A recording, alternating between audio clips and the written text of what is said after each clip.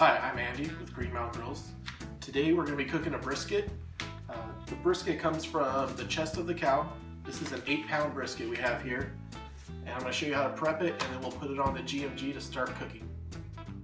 This is a pre-trimmed brisket flat. If you have the capability, you can go ahead and do a full packer. But since we're cooking on the Davy Crockett, we're going to do a flat. Since this is pre-trimmed, we're not going to do much to it. We're just going to take off a little bit of this excess that's hanging off, rub it down, and put it in the smoker. We didn't have to trim this one that much, but you do want to look at the fat cap and make sure it's even all the way across. If you wanted to inject, now would be the time. One of my go-tos is straightforward beef broth. We're going to do a Texas brisket, so all we need is salt and pepper. 50% kosher salt and 50% coarse black pepper. Brisket is such a large cut of meat, I like to go pretty heavy with the rub. I'm going to take the salt and pepper and cover all the sides evenly.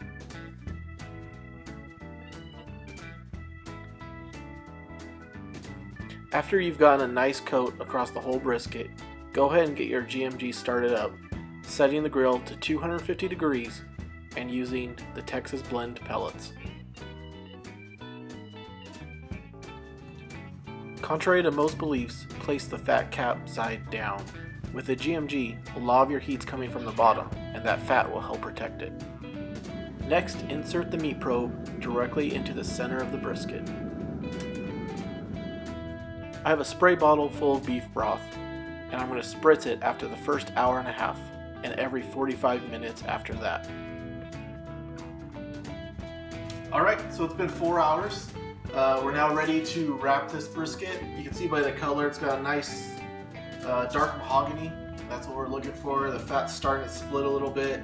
You see fat rendering a little bit coming through, and that's the perfect time to start wrapping. I'm going to give it a little spritz again.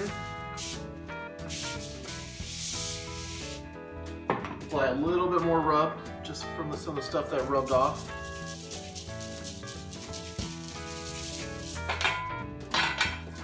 We're going to wrap it up. Heavy duty aluminum foil, airtight.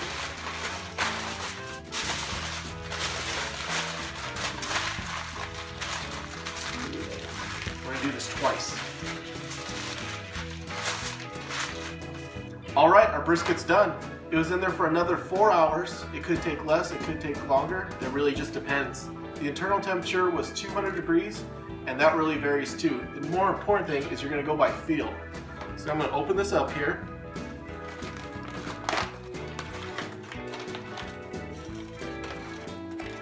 We're going to use a skewer to test the doneness of it. It should feel like soft butter.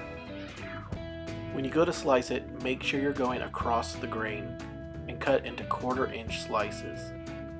You also want to make sure that you've given your brisket plenty of time to rest. You can place it into a warm cooler and it will hold for hours. So make sure you give yourself enough time to get it done in time for dinner.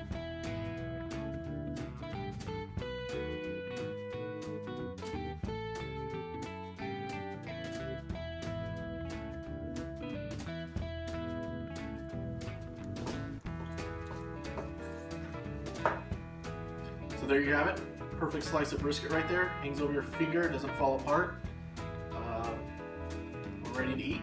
Enjoy.